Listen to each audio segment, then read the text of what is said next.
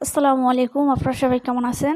আজকে আমাদের মুরগির ডিমগুলা ক্যান্ডেলিং করব। কারণ অনেকদিন হয়েছে ডিমগুলো ক্যান্ডেলিং করা হয় নাই।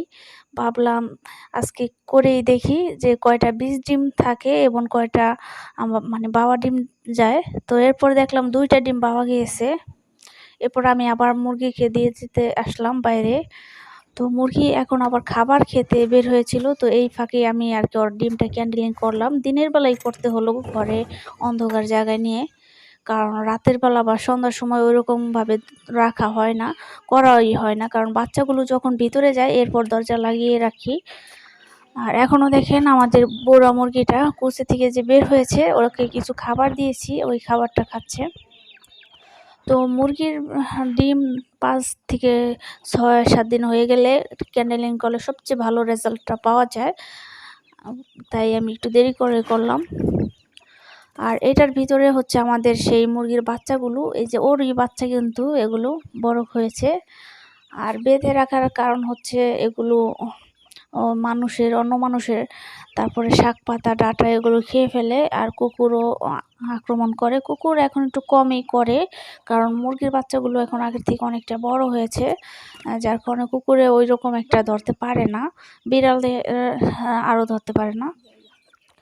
কিন্তু মানুষের এই যেই ডাঁটা লাগিয়েছে ওগুলা নষ্ট করে ফেলে, ওরা যে খেয়ে ফেলে।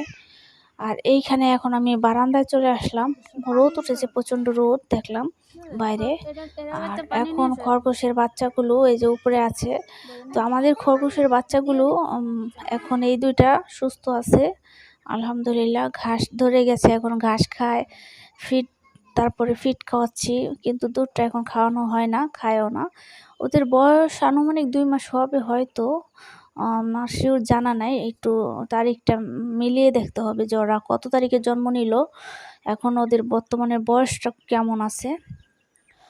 তো আমি শুনেছি যে খরগোশের বাচ্চা ২ মাস পর্যন্ত মায়ের বুকের দুধ খাওয়ালে ভালো হয় ঘাসের পাশাপাশি। কিন্তু আমার এই ছোট্ট বাচ্চাগুলোর মা অনেক আগেই মারা গিয়েছিল, যার কারণে আমি ওদেরকে হ্যান্ড ফিডিং করিয়েছিলাম। এরপর থেকে ওদেরকে আস্তে আস্তে ধীরে ধীরে বড় করে তুলেছি, এই দুধ খাওয়িয়ে, গাভীর দুধ খাওয়িয়ে।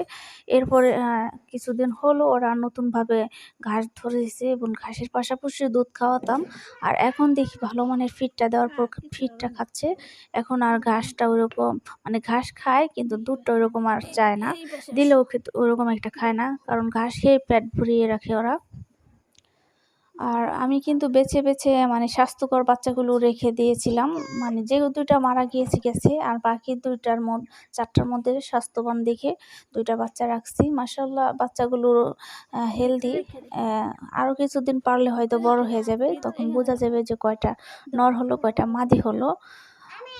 তো যদি নর কিনতে হয় তাহলে একটা সুন্দর দেখে ব্রাউন কালার বা কালো একটা নর কিনবো, তাহলে বাচ্চাগুলো খুব সুন্দর বের হবে। তো দেখি আরও কিছুদিন যাক, তাহলে বোঝা যাবে যে কয়টা নর মাদি হলো এখানে। কেন জানি আমার কাছে মনে হয় যে এইখানে ২টাই মাদি হবে।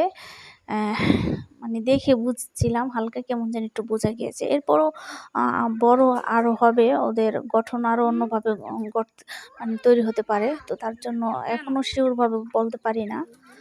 আর এইখানে আমাদের সেই মুরগির বাচ্চাগুলো এক থাকে রাখছি, মুরগির বাচ্চাগুলো। আর উপরেরটা হচ্ছে আমাদের কবুতরের বাচ্চা। আর কবুতর ছোট ছোট বাচ্চাগুলো কিন্তু আমরা জবাই করে ফেলছি, কারণ ওরা খাবার ওদের মা ওইরকম একটা খাওয়াচ্ছিল না, যেহেতু একটু বড় হয়েছে তার জন্য ভাবলাম ওদেরকে কেটে ফেলি। এরপরে ওদের মা আবার নতুন করে ডিম দিবে। আর সামনের বার যখন বাচ্চাগুলো ২টা ফুটবে, যদি সুন্দর হয় পছন্দ মতন হয় তাহলে ভাবছি রেখে দিব। আর ওই ২টা বাচ্চা ৫ থেকে ৬ মাস পেলে এরপরে এক জোড়া কবুতর পাবো এডাল। তো যেহেতু এগুলো বুড়ো, মানে ওইরকম ডিম বাচ্চা খুব তাড়াতাড়ি দেয় ওইরকম না। দেখেন বাচ্চা কেটে ফেলছি, অনেক দিন হয়ে গেছে এখনো ডিম দেয় নাই। আর এরপরে দেখলাম বাইরে প্রচণ্ড বৃষ্টি হয়ে গিয়েছিল।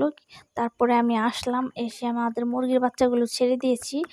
আর কারণ হচ্ছে বৃষ্টি যখন হয় আর বৃষ্টি শেষ হলে অনেক ধরনের পোকামাকড়, শামুক ছোট ছোট এগুলো মানে মাটির থেকে উঠে আসে। আর এগুলো কিন্তু মুরগির প্রিয় খাবার।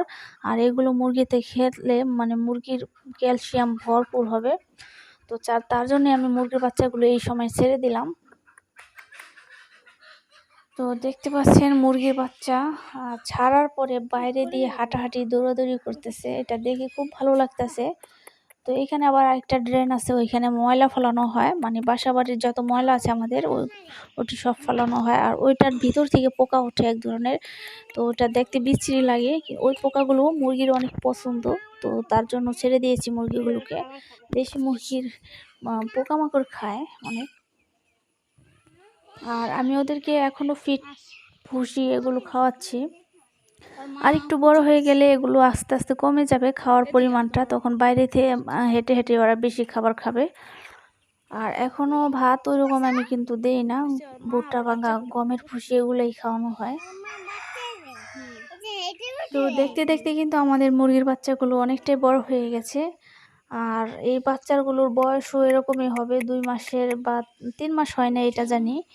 আর 2 মাসের মধ্যে যে ভ্যাকসিনটা করতে হয় এটা কিন্তু আমি কমপ্লিট করে ফেলেছি। এখন যতই ঝড় বৃষ্টি আসুক না কেন, মানে 2 মাসের জন্য একটা নিশ্চিত থাকবো যে ওদের ওইরকম ঠান্ডায় মারাত্মক কোনো ক্ষতি হবে না। ওষুধ খাওয়ালে সেরে যাবে এরকম হবে। আর এই যে দেখেন আমাদের মুরগির বাচ্চাগুলো, এই যে এটা টাইগার মুরগির বাচ্চা হবে, এখানে 2-3টা টাইগার মুরগির বাচ্চা হবে, মানে মোরগ আছে এখানে 4টা আর মুরগি হচ্ছে 3টা। তো আপনারা তো অনেকে জানতে চেয়েছেন এখানে কয়টা মুরগি হবে এবং কয়টা মোরগ হবে, তো আজকে বলে দিলাম এখানে 4টা মোরগ এবং 3টা হচ্ছে মুরগি। এই যে দেখেন ওরা কিন্তু ওদের ঘরের নিচে এসে লুকাইলো। আর আমি আগের বাসা থেকে বেগুন গাছ, তারপরে কলম কাটা অন্য অন্য গাছগুলো নিয়ে আসছি, এখন আমার এই খোপের কাছে রাখছি।